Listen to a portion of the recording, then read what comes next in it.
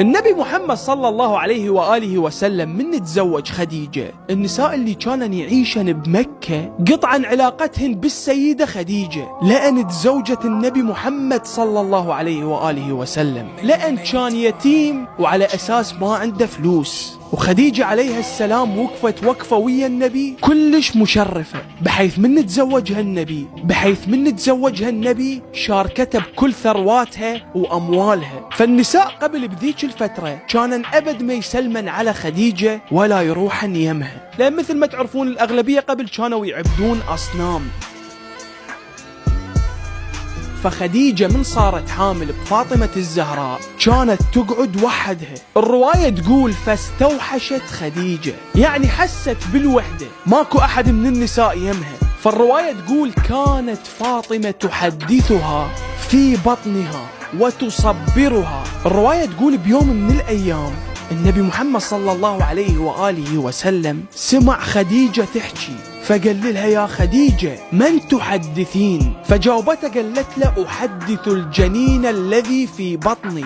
فالنبي قال لها يا خديجة هذا جبرائيل يبشرني إنها أنثى وإنها النسلة الطاهرة الميمونة، وإن الله تبارك وتعالى سيجعل نسلي منها وسيجعل من نسلها أئمة ويجعلهم خلفاء في أرضه بعد انقطاع وحيه. السيدة خديجة عليها السلام حتى أثناء ولادتها من دا تولد ما وقفن وياها النساء، كانت وحيدة.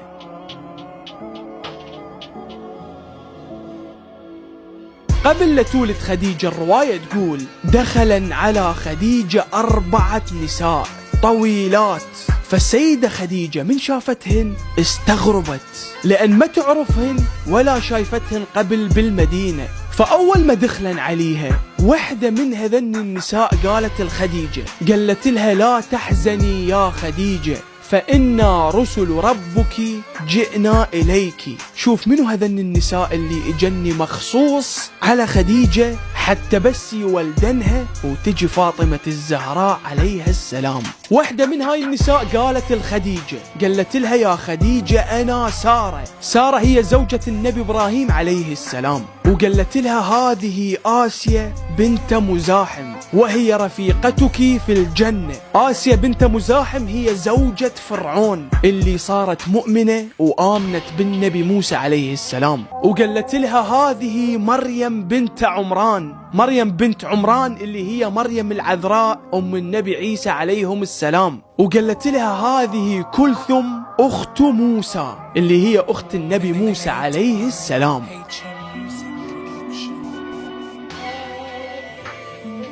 شوف تخيل الله دزلها منو حتى تنولد السيدة فاطمة الزهراء. الرواية تقول هذن النساء قالن الخديجة نحن بعثنا الله إليك، فجلست واحدة عن يمينها وأخرى عن يسارها والثالثة بين يديها والرابعة من خلفها. الرواية تقول فأنجبت فاطمة عليها السلام طاهرة مطهرة.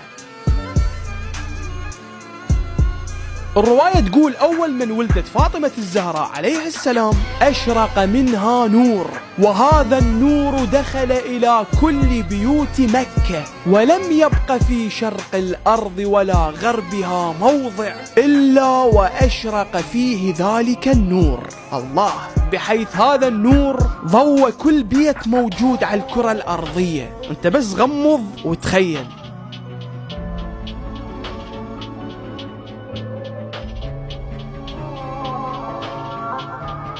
وبعد شو تقول الرواية؟ اسمع، تقول فدخل على خديجة 10 من الحور العين. حور العين هذن النساء موجودات بالجنة. تقول الرواية هذن النساء دخلن على خديجة وكل وحدة شايلة بيدها إبريق من الجنة، وفي داخل هذا الإبريق ماء من الكوثر الموجود بالجنة. تقول الرواية فغسلوا فاطمة بماء الكوثر فنطقت فاطمة بالشهادتين.